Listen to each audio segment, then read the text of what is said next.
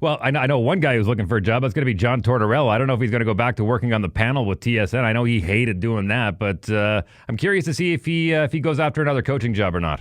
Well, I don't know, man. That comment the other day where they're like, John, how do you feel about coaching a team that's going to be competing for a top 5 pick? Well, I don't know if I want to do this anymore. Like, why would you say that? I get it. It's the truth. And Torts has always been one to wear his heart on his sleeve, but I don't know if saying that was a good idea.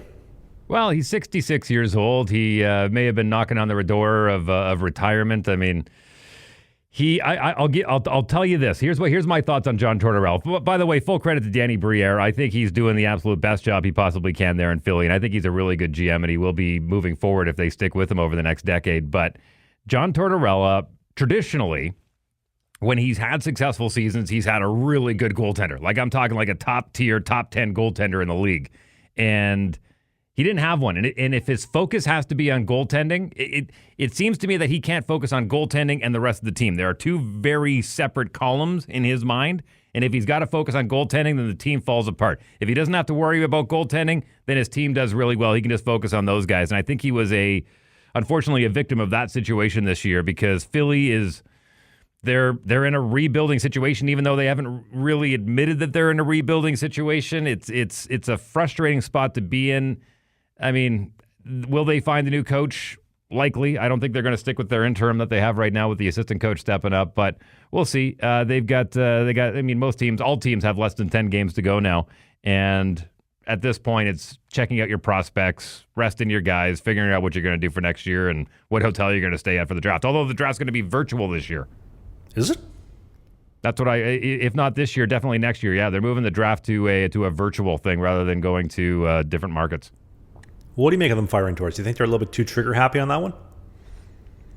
Well, I think, like you said, you coupled Torts' comments about, I don't know how much longer I want to do this, and they kind of went, well, if he's not all in, we need a guy that's going to be all in for the next 5 to 7 years to kind of oversee this rebuild. And if Torts didn't want to be there and into his 70s, then I think everyone's happy with the decision. I don't think Torts is going to walk away kicking stones in the parking lot. I think he's going to be skipping out to his vehicle, looking forward to doing whatever he wants to do next in life. Where do you think he ends up? Or do you think he ends up with another job? Because a lot of the media is saying you're never going to see him coach again. Well, if John wants to coach again, he'll find a gig.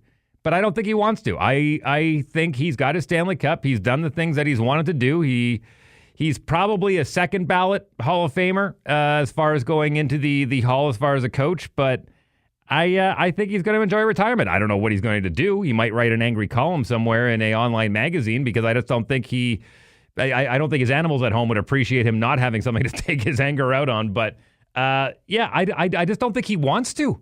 I think he's done. I think he's okay with that. Well, you mentioned the goaltending situation. When Tampa won the Cup, they had Nikolai Hobbibul and the Bulin Wall. Nikolai has been boozing, and the guy was fantastic all the way through to winning the Cup. And then when they had those Rangers runs, you had Henrik Lundqvist. And although I know they don't have the greatest goaltending right now, and I get it, they lost Carter Hart to the situation off ice, but I really like that Fedotov. The Russian, 6'8", moves great. I'm a big fan of him personally. I think give that guy 2-3 years, he'll be a starting goaltender. 2-3 years, but you're not going to have Torts there, and they needed that projection now. And again, I mean, I think we can all agree Philly's goaltending, I mean, if you look at the stats, they weren't exactly putting up huge numbers, and it was a whole team. I get it, but... To be fair, though, league stats are down. Like, the whole save percentage across the league is down this year over any other year. I think like the average save percentage in the show this year is an 8.98, which is horrible considering the last couple of years. Sure, but look, he wasn't stealing games for them. How about that? Hey, if you enjoyed this video, hit the subscribe button.